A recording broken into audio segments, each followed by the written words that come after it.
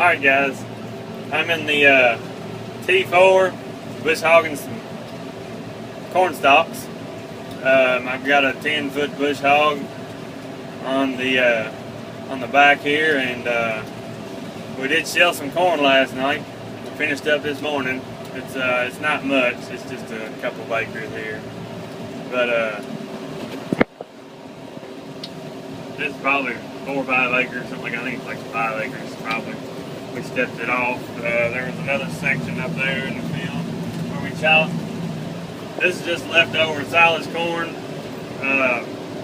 It's supposed to be a good corn for dairies. It's a high yielding corn that's tall. We don't really need that for beef cattle, but we figured we'd give it a try. We've never planted this before. I forgot exactly what it is. I think it's a Dyna-Grow corn. I'm not sure, so don't quote me on that. But there's the bush hog. There's the field we chopped. This bush hog is kind of, the frame on it is kind of shaped like an upside down banana with blades underneath of it. So it's bowed a little bit. The frame's in bad shape. We've done quite a bit of welding on it. It was really cheap. Bought it in '91. It's good enough to knock down these corn stalks with. It's a house, I think. House bush hog. I think it was cheap. But it's working for this job. This corn, like I said, we stepped it off, and we got an idea of how many acres were in it. And we haven't leveled the bin off and measured it yet, but we kind of know how many times we fill up the truck. We know what the truck holds. We weighed it before loaded. We used to buy corn from people when we had more hogs. And well, when we were in a dairy, we used a lot of the corn for the dairy, and we had to buy some corn for the hogs. But it yielded the best. I think we were thinking it's going to yield the best that we've ever had. So that's remarkable. The bad thing is we chopped all this stuff to put in the dang silo. But you have that on years when corn's cheap like this. So, but I guess it's good if it's cheap, you get your best yield. That helps a little bit. But I think it's due to bumping up the population. We bumped it up this year, and we had a whole lot more silage. And we had some rains too. But and we manured everything. We put our cows in the barn last year and calved them. So we had, instead of the cows pooping out on the pasture, we kept it all in the barn and used a chisel plow and turn it over. We spread all that on the field, so that might have helped too. But it's good to see us doing better. But the 8360, it'll be here tomorrow morning. We're gonna get it. It's done. The guy said it's still shifting hard. Wide open throttle, it's not supposed to shift like that. He said unless you want to tear it down to a million pieces and pump a bunch of money into it, he said they advised we just go ahead and use it. So they did put it on the dynamometer. It's pulling about 160 right now. So that'll be good.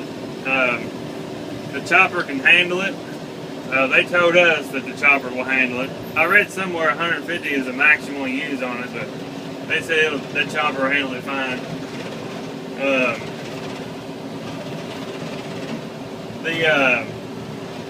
What he was saying on the gears, the mechanic said on the gear on the transmission, when you leave it in a certain gear all the time, and it kind of gets a wear spot, so to speak, like a groove in the gear, which is kind of weird because gears are pretty hard. I mean, I wouldn't think that they would build a transmission to where the gears don't mesh correctly all the way across the teeth. But he said it would get like a groove in it, and when it goes to come out of the gear and go to the next, it takes it a second. So that's why there's a delayed shift, and it's hard to come out and then go into the next one. It's kind of a little out of sync. But I don't know if shifting it a little more regularly would work. But we're probably gonna just go ahead and use it. The guy that had it before us bought it brand new. It was one owner, and I think he took really good care of it. So it's in pretty good shape. The interior, everything is it's been well taken care of. So the guy traded in on another tractor. As far as I know, he probably only bush hogged with it. But we're gonna put the duals on it, bring it in here, and go ahead and start disking. And we're gonna try to. The seed's supposed to be here tomorrow too, Tuesday, and we're gonna go ahead and try to maybe drill it Wednesday. See how everything goes. There's a lot more moisture in this ground where we ran the corn, and where we chopped is pretty dry. So, of course, because the sunlight wasn't getting to this stuff. But we gotta get the barley in. They're not calling for any rain for 10 days on the 10-day forecast. So it might be like last fall where we didn't have a very good emergence. Last fall we had a drought. It was really dry, and whenever we planted the wheat, it came up in the wet spots and it didn't even sprout in the dry spots. So that's probably why our wheat yield was down, and we didn't get as much straw as we were anticipating. But you know, that's kind of how farming goes.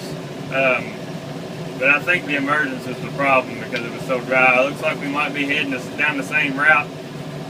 The local weatherman said that in the month of August, of course, we got like 8 inches of rain in August, which is phenomenal. But he said if it wasn't for those 2 hurricanes, that we wouldn't have got any rain at all, and we would definitely be in a drought. Like a lot of people are telling me that they're in a drought right now. But keep commenting on the videos. I like reading the comments. I got some new subscribers, and they had some pretty good stories. They told me about how they used to farm, and I really enjoy it.